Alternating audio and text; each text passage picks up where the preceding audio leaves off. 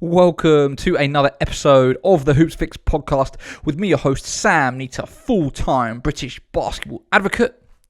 And on this week's show, as much as I love, telling the player stories, going into the career backstories of various people, what I am really passionate about is stuff that I feel will push the game forward and look at the state of the game, the behind the scenes of the operations of clubs, organisations, and what the learnings are, so that not only myself, but other people can come in, take those and build upon them to help really grow and change the game. That's what I am passionate about. It's like seeing the growth of British basketball and changing it for the better. So this conversation was of massive interest for me. It was with James Merchant, who is the founder and director of the Richmond Knights. They are a club down in the southwest of London and have had remarkable success in the 11 years that they have now existed. And particularly what I like about the story is that James went in and started from the bottom up. He focused on growing things slowly at a rate that worked and that was sustainable. So it started with just community sessions before building out to competing in CVLs. And it wasn't until like year 4 where they entered National League. And he's really taken a long-term view to it, which I think is the way that anything is going to succeed in this country. It's taking a long-term approach to how these things are going to last over vast periods of time. And in that time, he's now in a situation where they're in 32 primary schools across the borough, getting thousands of youngsters playing basketball at a young age, and in 9 secondary schools produced GB junior internationals. And not only that, but also he's full-time himself, but has got a core group of coaches of 8 coaches, I think, that are able to get a majority of their living from the club. So it's really building that British basketball economy that we speak about so often. So it was super interesting for me. I love the organisational off-court operations side of things, and it was really, there was a lot of takeaways that I think are going to help me in my future endeavours, and possibly, I hope, help you if you are thinking about running your own club or you already run your own club. So super enjoyable conversation. I think there'll be a lot to gain from it. As always, before I get into the show, I've got to give a quick mention for our Patreon account, patreon.com/hoopsfix, patreon.com/HOOPSFIX. There you can start to give a monthly or annual contribution of as much or as little as you like to help us do the work that we're doing. This takes up our time, it costs us money, and we're coming direct to you, our audience, to help us do it. We're trying to grow this thing as big as possible, and to do that, we do need money. So please go and check it out. Please consider, for what is essentially the price of a cup of tea, cup of coffee, every single month, you can help support the work that we're doing and help grow British basketball. So go and check it out, patreon.com/hoopsfix. Anyway, let me know what you think. If you're watching on YouTube, let me know in the comments what you thought about what James had to say. How we can build more sustainable clubs across the country. But if you want to reach out to me on every single social media platform, I'm there on @hoopsfix. Or if you want some private one-on-one interaction, drop me an email, sam@hoopsfix.com. I reply to every single one. Anyway, that is enough from me. Here is this week's show with James Merchant.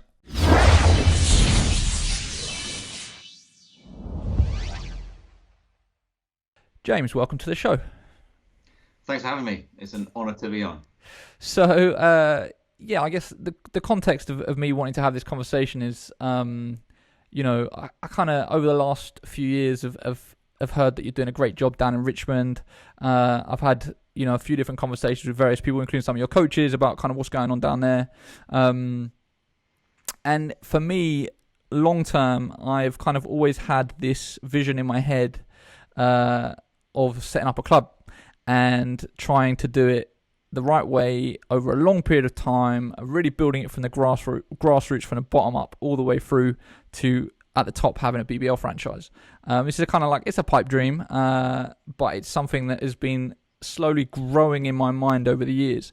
One of the great things about this podcast is that I can have conversations with people that I want to have conversations with, pick their brain and take the learnings to then look at the things that are working, things that aren't working, so that I can ensure that when I am in that situation, I'm in the best position to be able to succeed.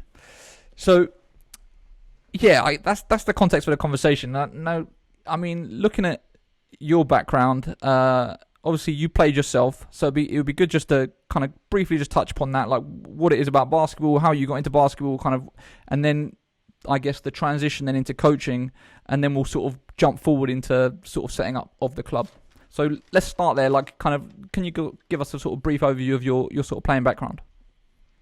Yeah, absolutely. Growing up, I like a lot of young boys, I guess, grew up playing every sport, predominantly football, as that was just what was the most popular. Also played cricket, tennis, whatever I could do. I was always outside playing. And so I kind of captain of the school football team and won the district cross country and, just enjoyed competition.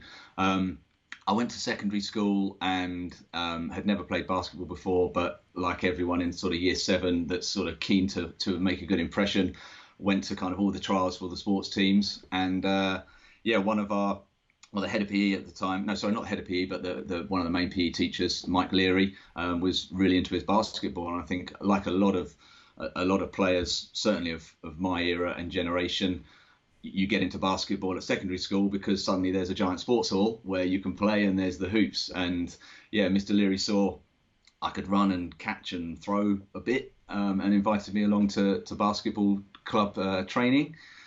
So joined in year 7, carried on doing all the other sports as well. And then it was in year 8, my best friend, he was also on the basketball team. He'd recently joined Brentwood Fire. So went across for a trial at Brentwood Fire with James and Alex Potter there, and started playing. And we were the first year, the first team of theirs to go to join the National League. So we were the 1980 year group. That was back in the day where it was the year groups. It wasn't the school years. Played National League, and we used to play these triangular tournaments against Hemel, or what was Ware at the time, and London Towers. So yeah, it's kind of Drew Sullivan. We were these sort of 13, 14-year-old tiny little guys trying to go up against him. 5 of us hanging off him, and he was throwing it down on us.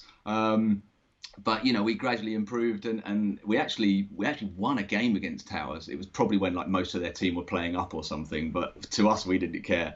Lloyd Gardner was playing for Ware at the time. So just really enjoyed that level. I was a point guard at the time, and carried on playing through school. Our school had the majority of the starting 5 for Brentwood. There are a few other local schools where we had a great rivalry with, but yeah, it was a real hotbed of talent because of what Brentwood were doing in the area. We won the Essex Cup at year 11, and there was 150 people maybe in the sports hall watching, which was kind of unheard of for us. We thought we were mini celebrities and mini superstars. And then I think in 6th form we entered the London Colleges League and got absolutely spanked in our first game, and taught a lesson. But yeah, I was sort of average height growing up. Had a growth spurt around 16, 17, so I was quite a late developer. Ended up getting selected for some England under-18 trials.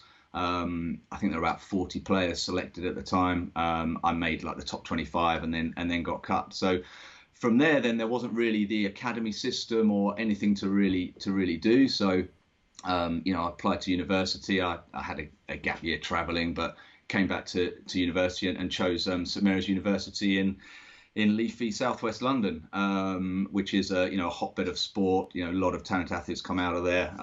Mo Farah to name the least. And joined the basketball team. It was quite recreational. It was university sport.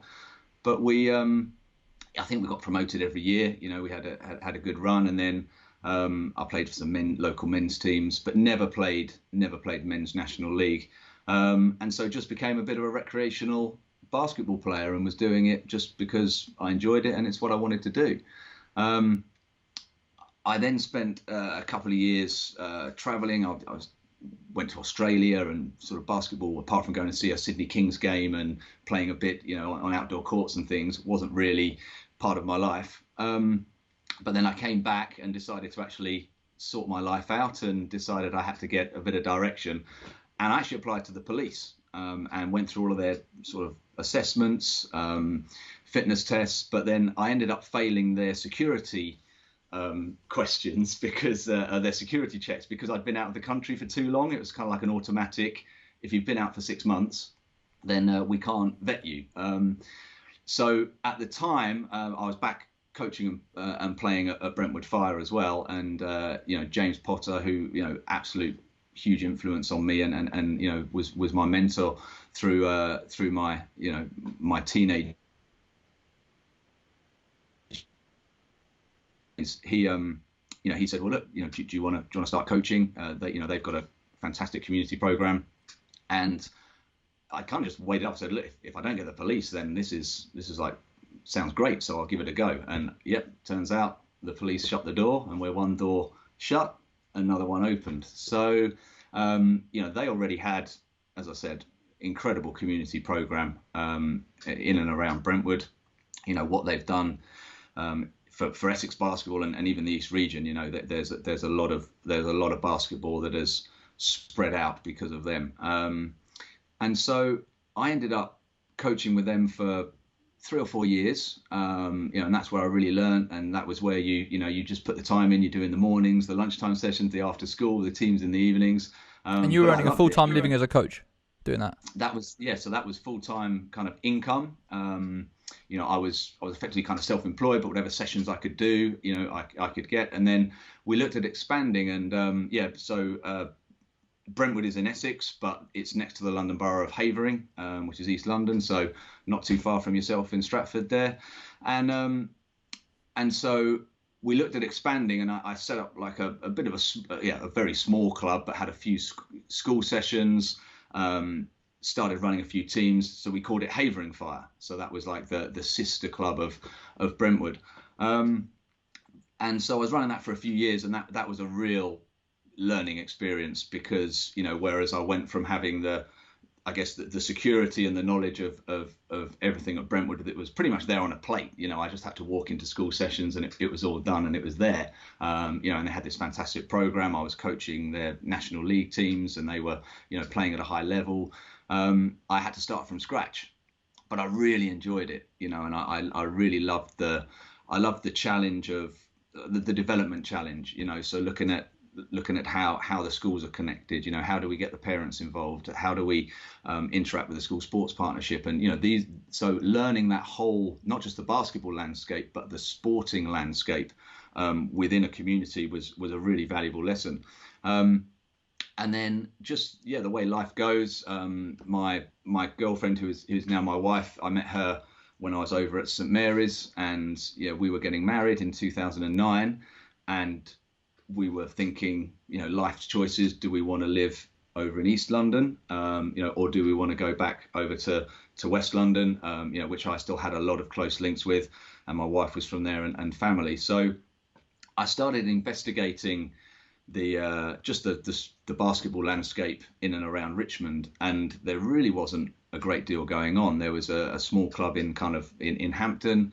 There was a lot in the area, you know, for a London borough. You've got Feltham and Hounslow to the north. You had Ealing sort of further into London and West Side.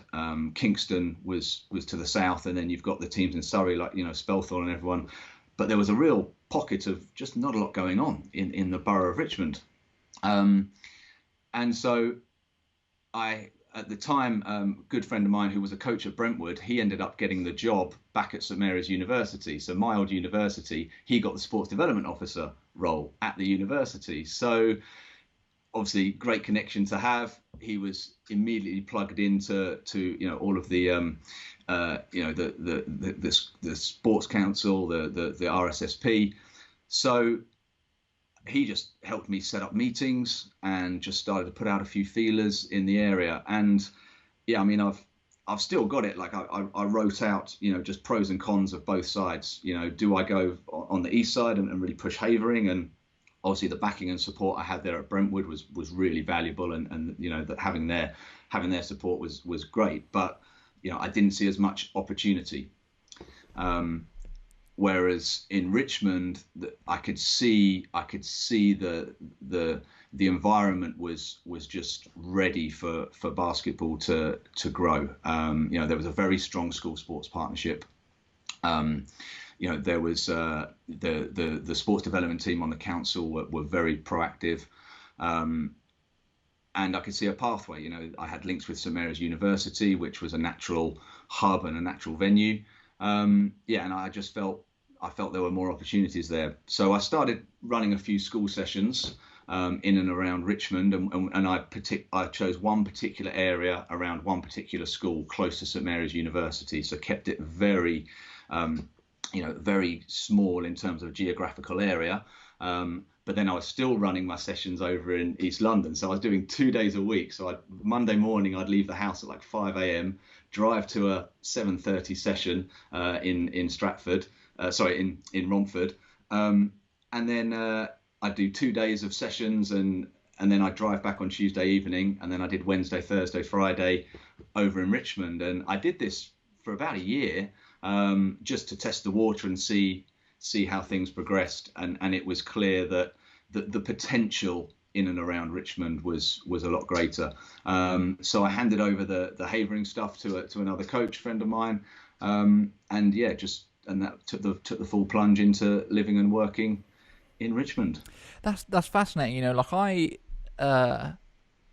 It's fascinating that you made a decision to move across London with basketball in mind, thinking that this is something that you could earn a full-time living from. We hear these stories all the time about how hard it is to make money in British basketball and all this. And actually, when I think about full-time coaches, my natural thought goes to, obviously, you got BBL coaches, you got academy coaches, and that's pretty much it. I never think about sort of at the community level running clubs, because I think maybe I would say it's fair to say that the vast majority of basketball clubs in England are primarily run off volunteers and people volunteering all their time and actually not being full-time. And that is one of the massive barriers for it to be able to be pushed to the next level, because you don't have the professionalism of the sport that you need, because for people it's just a side thing that they're doing. How are you so sure that you were able to make it work financially? What when you look at it, when you were looking at sort of Havering, when you were looking at Richmond, kind of what made you know that it could work and that you were able to not have to get a job and sort of do it on the side in the meantime? That's a great question, and I think I'll hold my hands up and happily say that Brentwood Fire was the blueprint. What they were doing in the community. So James Potter, he was doing it already. So all I've done is really emulate what they did and try to, I guess, put my sort of spin on things and try and do things my way. But yeah, I very much it's very similar to what they do. So the blueprint was there. I emulated that when I was doing the Havering program, and so I was confident that it could work in Richmond. And yeah, the point about professionalism within coaching and the opportunities, I think especially for young people who are passionate about the sport, it's a real bugbear of mine, and I think we all we can talk a whole nother podcast on the financing within British basketball, but in terms of a business model, the numbers are, if you can get a school session where you can get 10, 15, 20 children to a session, and they're paying £5 each, then you run a couple of those sessions every day, and you've got yourself quite a sustainable income that you can do something with, and then it's about, you've then got to sell that. It's like being a personal trainer. Like, they buy into you, the parents buy into you as a coach, and the product you sell, you're selling basketball. But I'm biased, but I'm a huge believer in the power of basketball. It's such a dynamic sport, and yes, you can say other sports like maybe football, have those that many aspects to it, but you've got the individual skills. You've got the team element. It's only 5 players, so everyone gets lots of touches and can be a part of it. And I'm keen. Our philosophy is to make basketball fun. Have game-based progression, but I think basketball sells itself. If you do it in the right way, if you're creative with the way you introduce it, and that's what gets the players engaged. And once you've got them engaged, that's when you can start start the learning, and you can start developing a club and looking at the levels. But ultimately, it's about just building that participation. So now, Knights is in 30 plus schools within Richmond, and that's the base of our pyramid, and that's what we build everything off. And ultimately, our success or our failure is going to be on how well we can introduce and engage those players. I was going to say the biggest thing that struck me in that that overview of the club that I asked you to send over was the fact that you're in 32 primary schools, and one of the things we always hear about sort of something that's stifling the game in this country is the fact we just don't have players starting young enough, and we need more primary school programs and ideally going even younger than that. How much would you attribute the sort of the growth of the club to having focused on the grassroots? The same, when I look at the timeline of how you started, and sort of what I like about the long-term view that you took is that, in 2009, you're not saying, oh, I'm going to enter teams in National League and I'm going to try and sort of start from the top up or whatever. It's like, this is going to start with me just going into primary schools, running community sessions, and then every year from there, it was building on. Okay, now we're going to enter a CVL. Now we're going to enter, have another team or whatever. And then, it wasn't until 5 years later that you had your first National League team. So yeah, like, how big of a piece is it of getting the kids starting young and having that wide base? For me, it's everything, and it's the key to us sort of being where we are now. We've got a heck of a long way to go, but I hope that will come. But I was really pleased to hear you saying that you want to build a club from the grassroots up, and there are many ways of doing it, and setting up a higher level older club to start with is fine, and obviously works for a lot of people. But for me, my big vision was to create basketball players. It wasn't to get players at year 8, year 9 that are already into all their other sports. And in Richmond, we're fortunate that we don't have a lot of challenges that a lot of other areas have, in terms of the the socio-economic status of a lot of the residents. Don't get me wrong, there are pockets of deprivation within Richmond which we try and work in, but almost one of the challenges is that there's too much going on, and these players are doing so much, and I'm a big advocate for multi-sports, and I think that I grew up as a multi-sport athlete, and I think that's vital to athlete development and to good human development. But I wanted to start year 3, year 4, and provide an entire pathway for those players to progress through.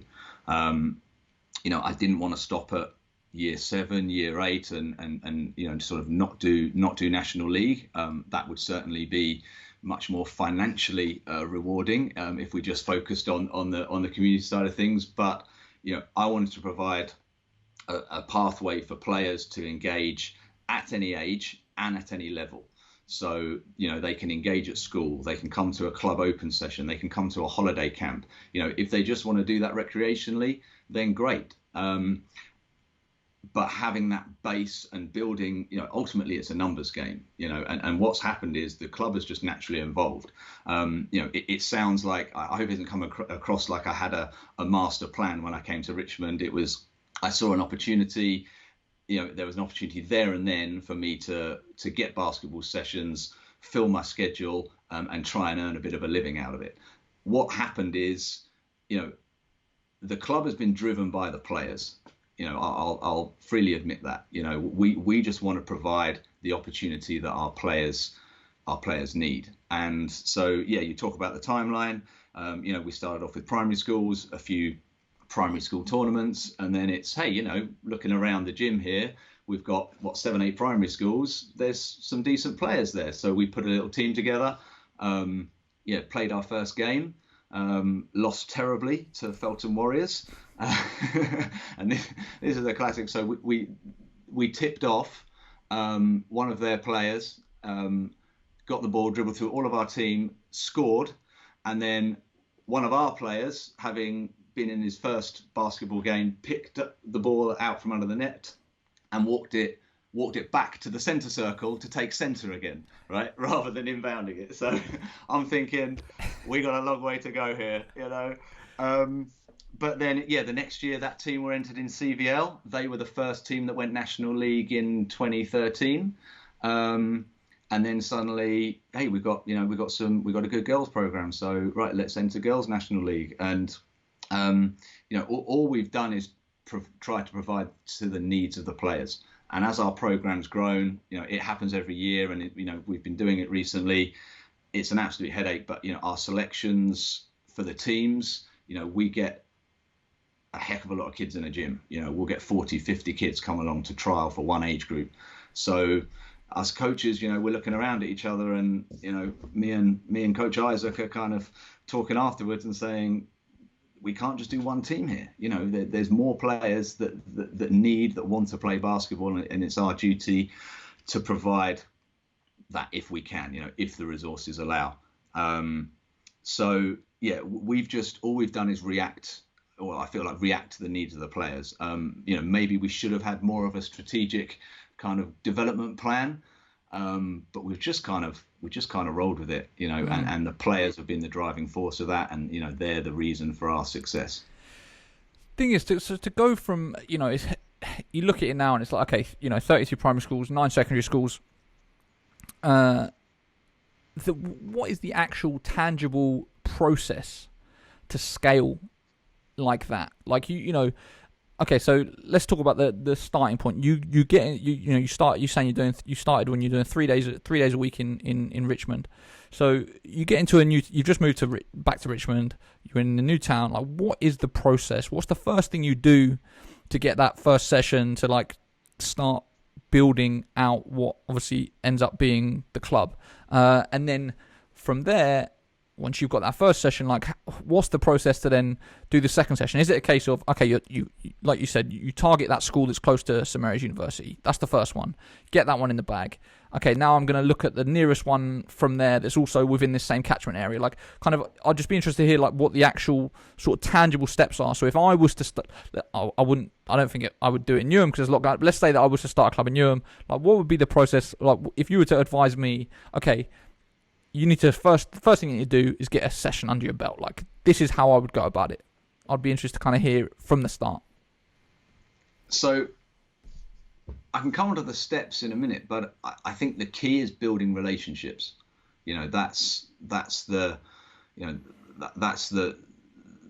kind of essence behind it. And what the advantage I had was I had direct contact with big players within community sport. So we had the university, we had the school sports partnership, which the Richmond School Sports Partnership under Maggie Morell is still going strong. Sadly, it's one of the few school sports partnerships that's still going in the country, and that's a real shame. There is. And for context, what is a school sports partnership? So that's a partnership of schools within an area. So it might be sort of the county, or within, for Richmond, it's the borough. Maggie Morell is the manager of that, and then each school had a school sports, I've forgotten the term now, but school sports coordinator, who was a PE teacher, but I think they'd have 1 day a week where they were out of lessons, and their job was to develop links with their cluster primary schools. So you'd have the central secondary school, and then there'll be a cluster of primary schools around it. And the funding for that was pulled around the 2012 Olympics, I think. Sadly, I think that was Mr. Gove. But that was they were really powerful because you had PE teachers, passionate people, going in and driving sport. Not just competition, but there were a lot of competitions put on, but putting coaching in place. So schools buy into that partnership in order to receive that service. And what we were able to do from the partnership was they gave us seed funding. So I said, look, I'm going to go into as many schools as you'll allow me to, and offer 6 weeks of free coaching.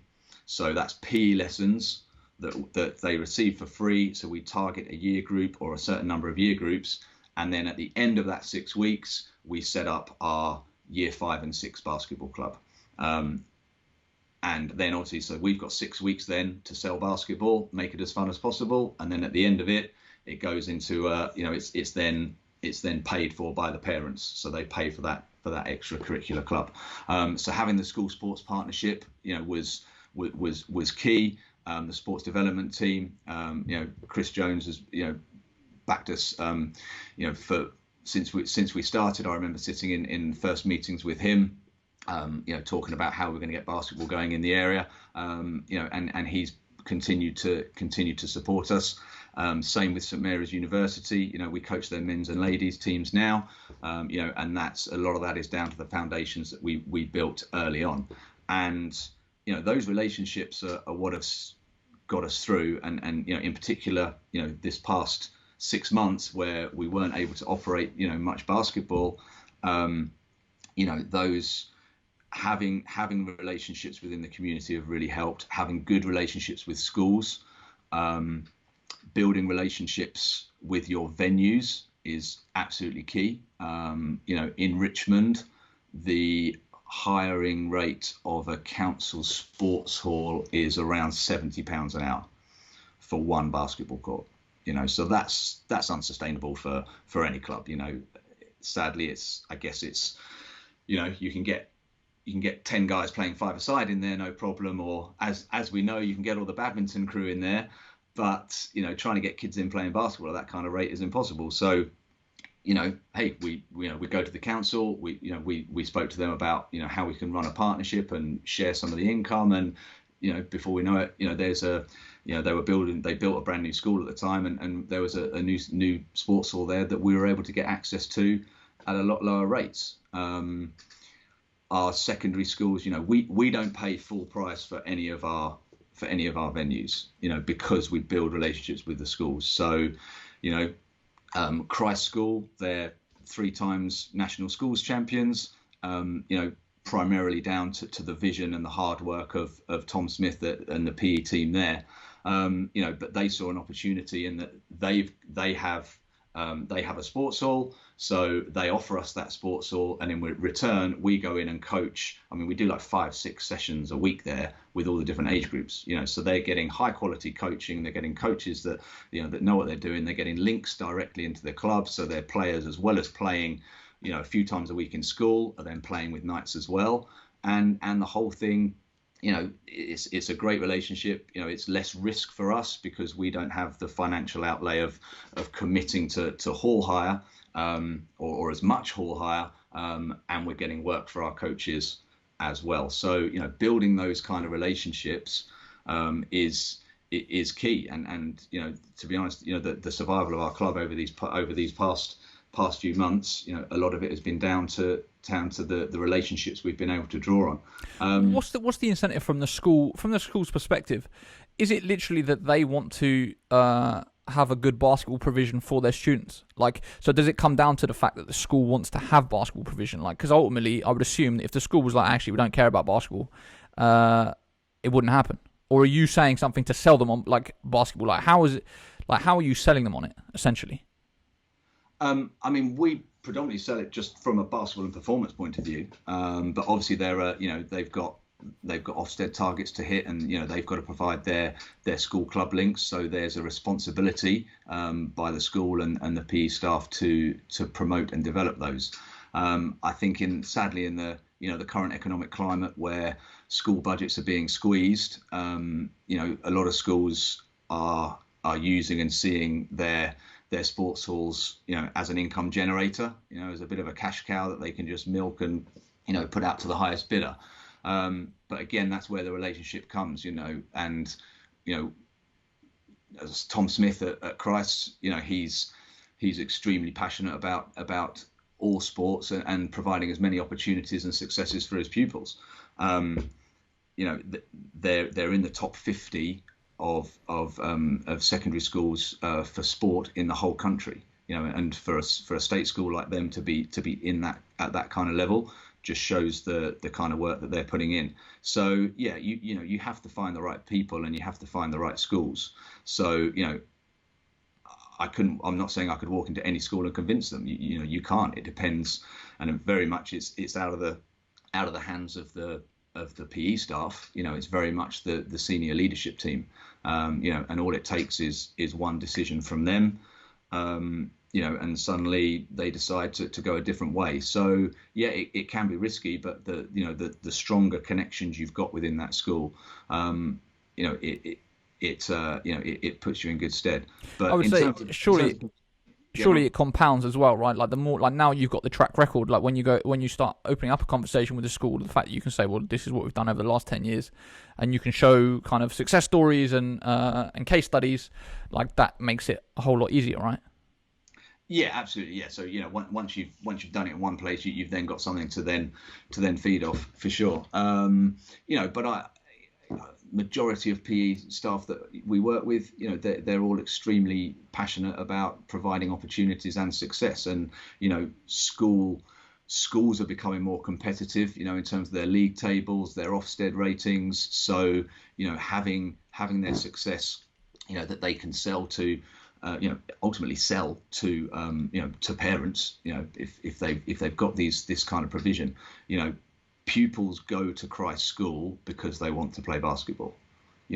Guarantee it. And Tom is in. It just so happens, of course, as part of the partnership, Christ School is the venue for our primary school program. For our primary school tournaments in their area, in their cluster. So Tom gets to look at all the children, the talent coming through, speak to parents, and it's a great sell, for them to get players into not players but students, into the school and raise the profile of the school, and it helps us as well. We're connected with a great school, and that's something that we can build off too. How much room for growth do you think there is for what you're doing in Richmond? Like, I don't even know how many primary schools are there in Richmond? Like, how many of them are you in? And then when you talk about secondary, like same sort of thing. Like, do you think there is a lot more scope for you to be a lot more bigger than you already are? Or do you feel like you're sort of reaching a ceiling?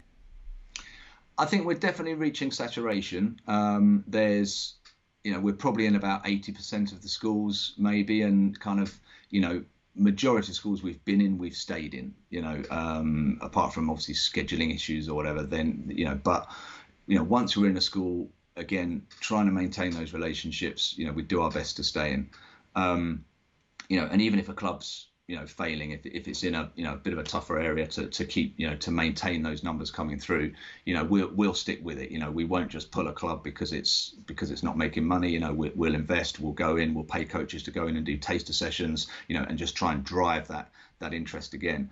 But yeah, I think within Richmond, I think there's still more we can do. We have looked at expanding out, but kind of logistically that then becomes a bit of a challenge. We have, for the past 7 years, we've operated out of an office in Richmond, so that's been like a nice hub. So we've got, we've always had 6, 7, 8 core staff who are kind of our community coaches who work across the entire community and in the teams as well. And that was a hub for them to be based at, and then they could go out to their different sessions, throughout the day. The times as they are, we've now relinquished that office, a bit like you, Sam. Moving across to Stratford, and that will present us with new challenges. But that kind of kept us, within the Richmond area. In terms of expanding, there are other clubs, as I said, around, and as much as there are opportunities to expand, I feel we need to do more, and we can do more within the community we're in at the moment. And yeah, so that's going to be our main focus. Do you think, let's say that you hit actually 100% saturation and you're in every single school in the borough, right? What do you do at that point? Like, does it just become about then focusing on quality and just trying to make all of the players that you already have even better, or do you look at doing something else? I really don't know. I feel like there's still such a job to do. I'm pleased with how we do things and the culture we've got and the way we do it, but I still feel there's so much more we can and should do. So, I think then it's about fine tuning and improving, what we've got, and how we do it and how we provide more basketball opportunities, whether that's playing opportunities, officiating opportunities, or the coaching opportunities, which, again, I'm pleased that we can offer, young, passionate people opportunities to grow and learn within our sport, because we lose far too many because the opportunities just are not there. My first job out of university was a sales job, in an office selling advertising space in magazines. That taught me a lot about sales and marketing and some of the stuff I still use today, but it also taught me that I definitely don't ever want to work in an office. Ironically, I'm now in an office more than I am on a basketball court, sadly, but that's the nature of, I guess, sort of the nature of my role, is that I have become, I don't like to use the word administrator. I like to use the word facilitator. So I'm trying to facilitate others, to have those basketball opportunities. Certainly kind of, coach development and that aspect is certainly something we need to do better in, but our kind of next natural step, I think, will be an academy, in a secondary school. I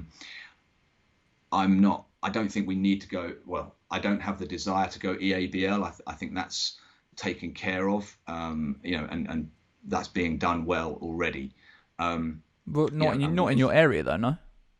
No, not in our area. You tend to send players, like, where are you sending your top guy? Obviously, Molly Lavin went to Cola this season, right? Yeah, we've got Molly. You had Emily, Flynn go to Barking Abbey. Beeban, Emily Black, they're all at Cola.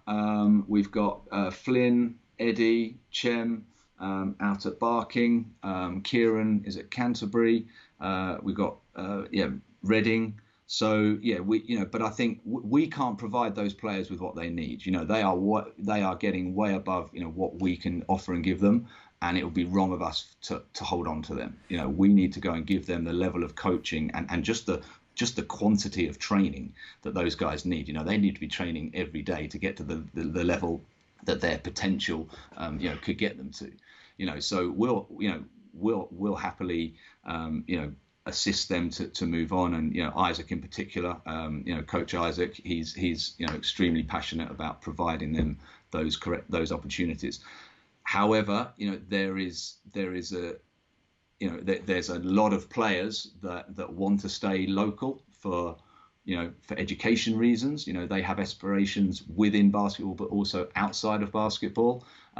It's a challenge to get across to, those, as you said, those EABL academies are not, they're not close. But I think starting off with an ABL academy, just to provide more basketball opportunities, within the borough where players can get an education, but can also continue their basketball journey as well. I think that's our next step because I think the demand is there now, and I feel it's our duty to provide that. Do you think the long-term vision would be to, so if you set up an academy, and then ideally put yourself in a situation where then you've got the community grassroots stuff, but then you've actually also got an EABL school with the provision, you've got the elite coaches, the elite sort of set up in terms of physio support, strength and conditioning, all that kind of stuff. Do you feel like that is potentially in your future and something that's worth doing? Like if I was you, like the way I view it is that if I was going to do it, I would want to own the entire pathway. Like, so I have full control from the absolute bottom to the top. So I know exactly what level of provision a player is getting, and I can control that rather than saying, oh, well, we can only provide to this level, and at that point they go and then they're out of my hands or whatever. Because I would probably have some level of, some might call it arrogance, that I think that I would be able to provide the best opportunity for whoever it is in my local area, because I know that area and I know that player. So do you feel like that is potentially on the cards for the future? Or do you think that actually it's just not something you're interested in, you'd rather just focus on more of producing the players to a certain point before then sending them off to other places? No, our vision is to provide the entire pathway. That's the vision I had at the start, and as I said, we've always been guided by the players, and we're getting enough players of a good enough level, and parents as well, they're asking, what other basketball opportunities there are, and there's only so many spaces in EABL squads, and I'm very proud of the numbers that we're now producing that are going off to EABL. But I'd also say my proudest achievements in terms of people they're not the names that I've just spouted off for the EABL spaces. They're fantastic kids, but there's a coach called Ben Davidson and a coach called Freddie Stoughton, and they have gone through our entire program. So Ben was in that very first team where we entered a friendly tournament and lost against Feltham. Freddie joined a year later, I think, and they were both in our first National League team. They've come right through our program. They've gone through our leadership program. They're both now at St Mary's University, studying there, both on the basketball team there, and are now, coaching within our community and within our teams as well. And so to be able to have that full cycle, we've now got Knights products, that know the system, they know the way we like to work, they know the culture of our club. It's easy then to just plug them back in, and they're raising the next generation of Knights players. And it's not easy, but it's a lot simpler than taking the risk of recruiting externally, and as you don't know sort of what you're going to get there. So having that full pathway is essential. And if we can have that ABL or EABL position, we've already got St Mary's University, for that level. There's that full pathway in place, and absolutely, I'd want to have control and an influence on that full pathway. Do you have aspirations for a BBL franchise? BBL? Yeah. No. Why such a quick answer with no hesitation? Why is that something that you don't want to touch? I think just the money, seeing the costs. I mean, it's way out of my field of expertise. But so was community coaching at one point and building a grassroots club. You learn, right? I did, but I had a passion for it, and as I said, I'd seen it being done, and I had the opportunity to learn. It's not something that I aspire to. It looks very difficult in terms of maintaining the business element and the basketball element. And for me, I think we've got a men's team. They're Div 2 now. They run themselves independently, and they do a great job now. But sort of running that team as part of the club was a huge drain. Really? on our resources. And why do you think it's such a drain? Like why is the senior side of things such a drain when you in comparison to the junior? Everything just gets more expensive. There's only so many spots on the team. The guys need minutes. They don't pay their fees if you're charging them. I mean, we had just running in division. Well, we were Division 4 back then. We were getting sent referees from Essex, and we were getting charged like £125 for a referee because of the travel. So you're looking at £300 just to host a game in a sports hall. And that £300 that would go a long way in our community program. Don't get me wrong, that the men's team is it's vital to our progression, because I think but for me, they're the role models of the young players coming up and the community players coming up. Do you play any of your juniors in the Division 2 team? Yes. Okay. So through the years, a lot of those names sort of came through, and so that's a key role, is providing those opportunities and that experience with the older players, and that higher level men's game is key to their development. But a big thing for me as well is we get our primary school kids in, and it's packed around the outside, and we're having to make space because we're in this tiny gym. But we've had 100 primary school kids watching a Division 4 men's game, and they're seeing decent basketball being played, and how many children get that opportunity. Yes, it's a lot more accessible than it was sort of back in my day, but they've got to want to go and see it. And they see these guys, in a Knights jersey. They see their coaches, playing. They see Coach Isaac, coaching this like higher level team. Hopefully that inspires them. And they're wearing the same jersey as the men's team. And then that gives them that. Hopefully that gives them the role models that they need, because they're not in the public eye. As we know, you've got to. They are more so now, but particularly British stars aren't in the public eye as much as they should be, and people like yourself are trying to do. You're doing a great job of trying to improve that, but having children, that giving them the opportunity to go and see players is key. Whether we take that, taking that to the BBL level though, that doesn't appeal to me. I already feel like I do two jobs already at the moment, running the community and running the club. That's the whole third level that that's beyond my skill set. And if it was ever an opportunity, we'd need massive investment and bring someone in that knew what they were doing much better than I do. Yeah, I was going to say, like, you could say that you personally don't want to do it because you don't want to manage it because you don't have that area of expertise. But if someone with the expertise came to you and said, I think that I could run this and make it work, this is my track record or whatever, I've done this, I've done that, and then you potentially had funding, like, would it then not become more an attractive option, or is it just really, it's just something you don't want to get into? I like looking and exploring for opportunities, so if there was the right opportunity, then I'd be a fool not to look at it. And I think it would be, but it would have to be very appealing.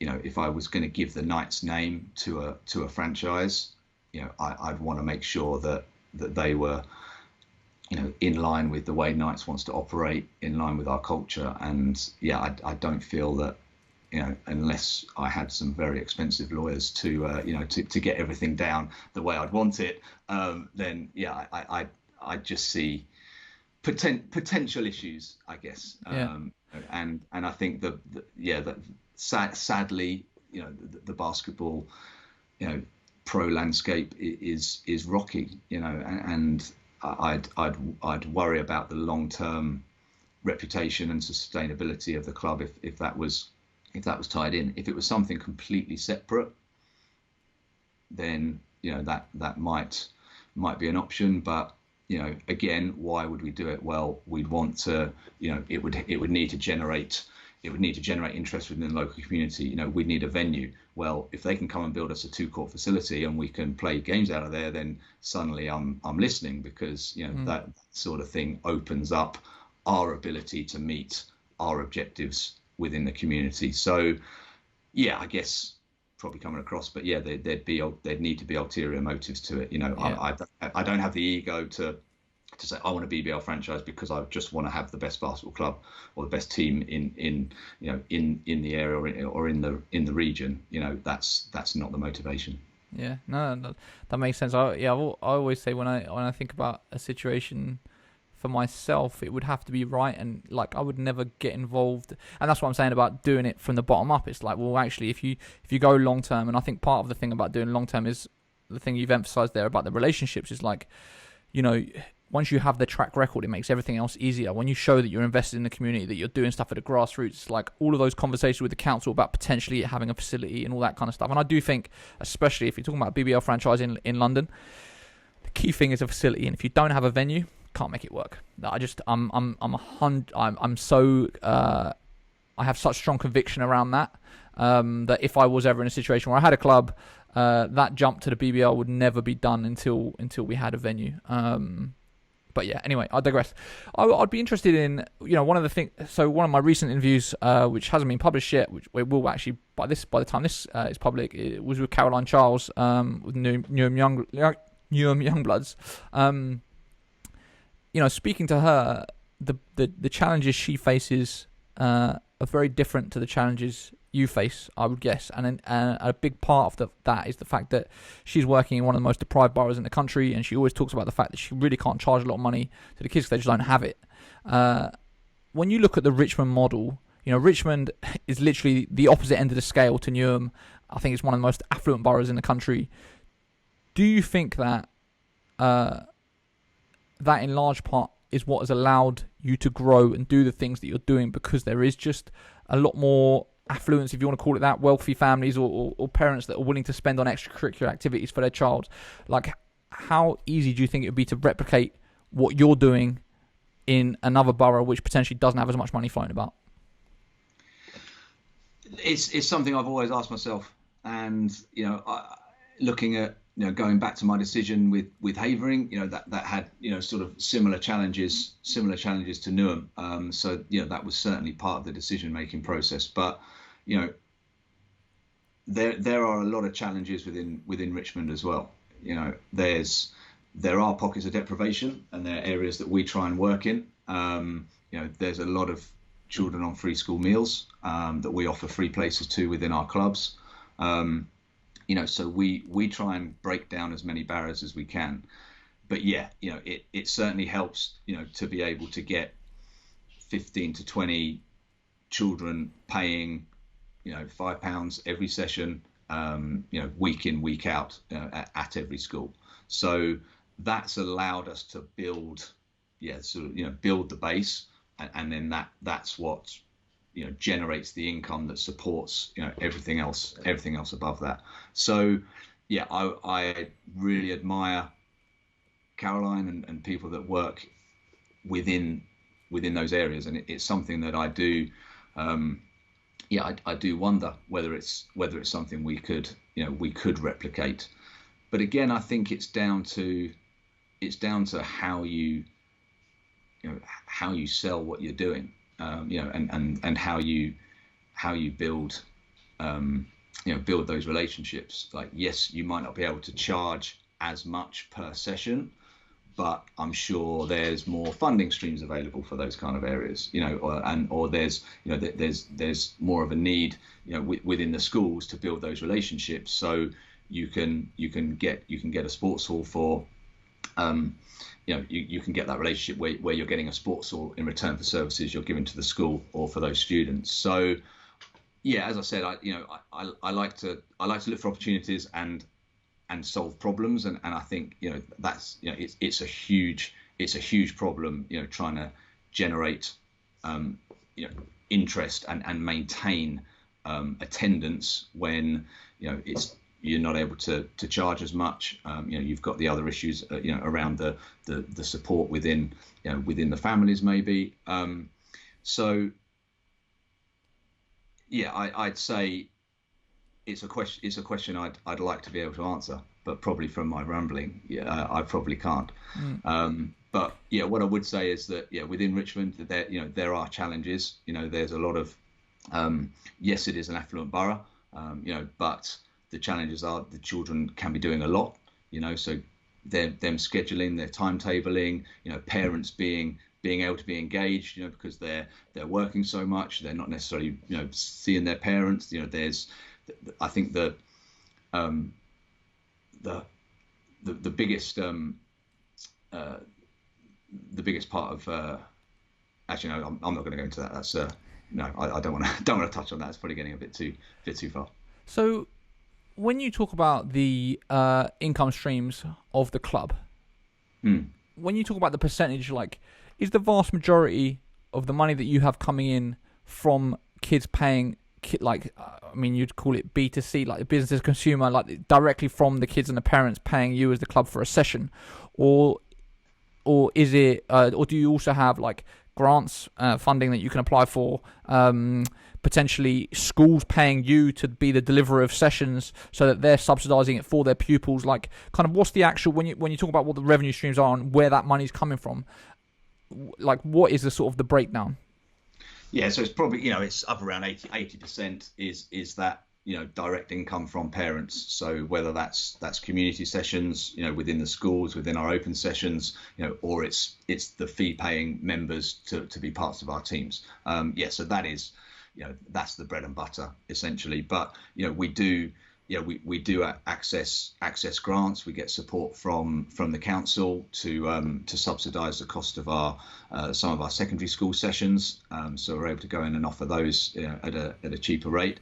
And then we access pots of funding when we need to. Either that's local funding to set up particular projects. Or we look at the national funding streams, the Sport England funding streams as well, but they tend to be they more often than not tend to be for new projects as a kind of Kickstarter, and then you've got to make them sustainable. We don't necessarily have a whole lot of new projects. We're kind of rolling out the same thing kind of over and over within different schools, and we're very much just trying to maintain at the moment. So accessing funding just to maintain what you're doing is challenging. A lot of funding pots, they need to be for something new. They need to be for a new initiative, or it's got to be directed at a particular population within your community, which we can target. We get funding from the council to do a lot of or we have had funding to do a lot of disability sport. So when I first started, they approached me and said, can you coach wheelchair basketball? And I said, well, no, I've never done it, but they sent me on a course, and we've had a wheelchair basketball program going now. As well as winning the London Youth Games for the girls and the primary school, we won the inclusive zone basketball competitions. So there are funding pots out there.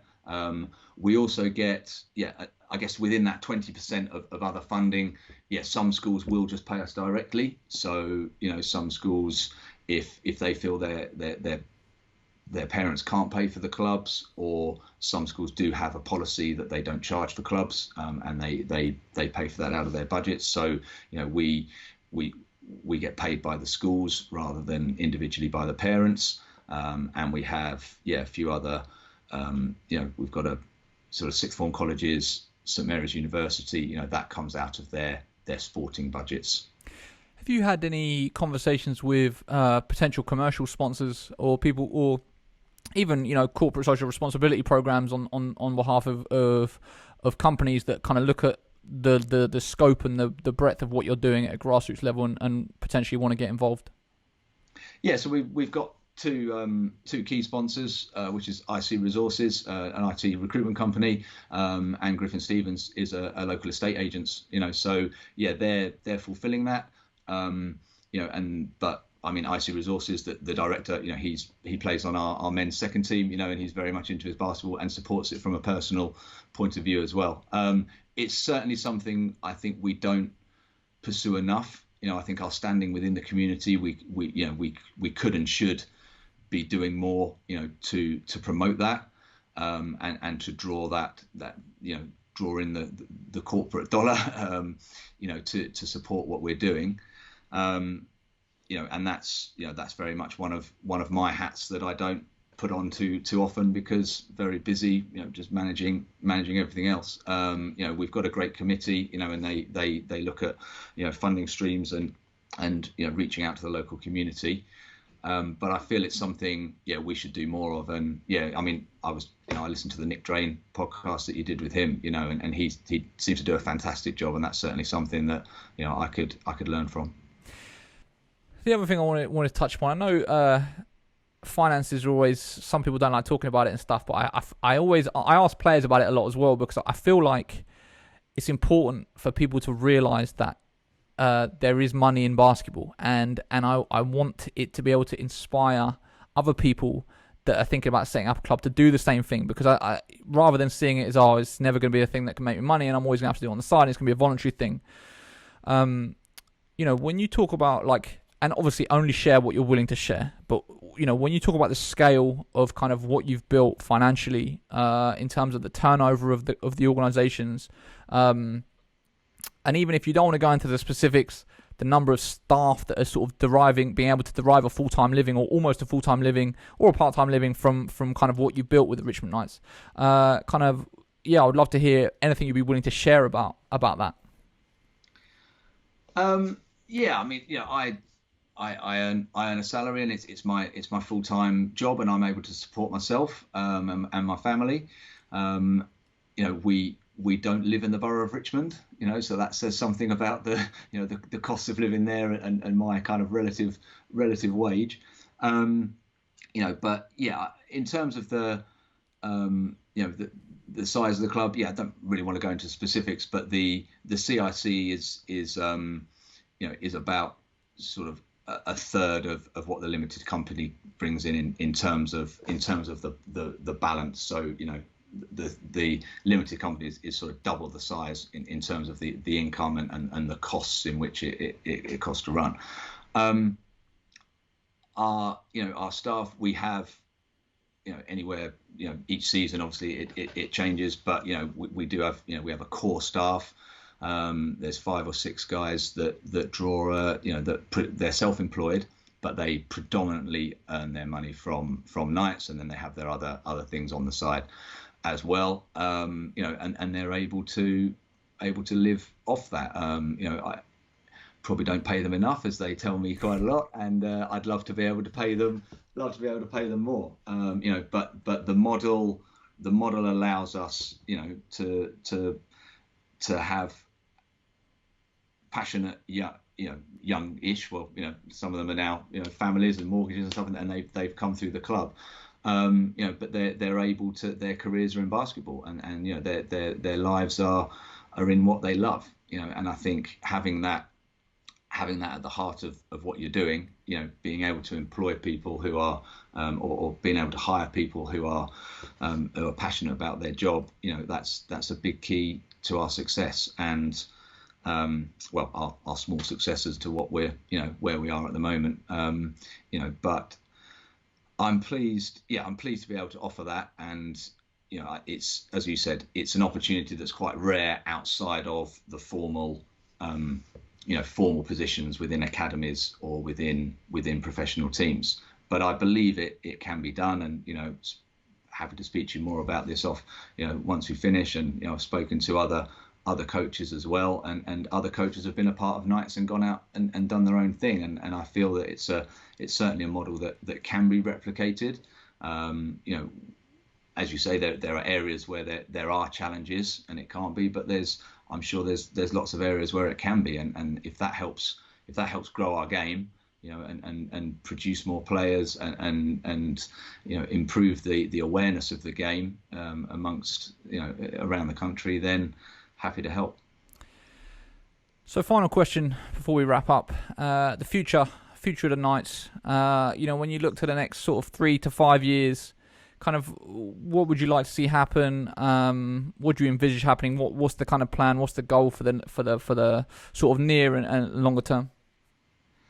Well, to actually get back on the basketball court and play some basketball games is our kind of short-term goal. Having got so close to starting the season, and everyone's put in so much effort and work, and I think the guidance from Basketball England, on the whole has been fantastic, and was able to get us, back on the court as soon as was safe and viable. And then to have that all shut down now, we're in lockdown part 2 right now. Is sad, but all that hard work's been done for the season. But I guess we'll take what we can get for this season. Whatever happens on the court in terms of wins and losses is irrelevant. This year's about getting the players back together. Getting them connected again. Getting them playing, but keeping them healthy in their bodies, but also in their minds. So yeah, our focus hasn't shifted. I don't. What we're trying to do hasn't changed. Just the way we do it, and the landscape which we're working in is different, because we can't at the moment get access to the gym, to the sports hall. So hey, we've got to take what we do online, or we've got to find other ways of connecting. So yeah, that's probably not answering your question, but in the very short term, we just want to get back on the court, get these kids playing again, and sort of build back up, for the players and for the coaches. looking at 4 or 5 years down the line, as I said, an academy in a secondary school in a sixth form, is that needs to happen. So that's going to be one of our focuses. And then it's just about really, as I said, sort of consolidating what we're doing. I think we've grown very fast, and there's still lots of structures within the club that I'd like to improve on, and I feel we need to improve on. So I'd like to look at looking at more coach development opportunities, looking at more leadership opportunities. I mean, we've run a leadership academy, but that's something that I've sought funding for before, and we're looking into again, to try and build the next this next generation of leaders that are coming through the club as well. Perfect. That's a perfect place to leave it. James, thank you so much for taking the time. It's much appreciated, and I wish you all the success and all the luck continuing to build out what you're doing down in Richmond. Thanks, Sam, and all the best to you as well. You've got some exciting stuff going on, so thanks for all your work.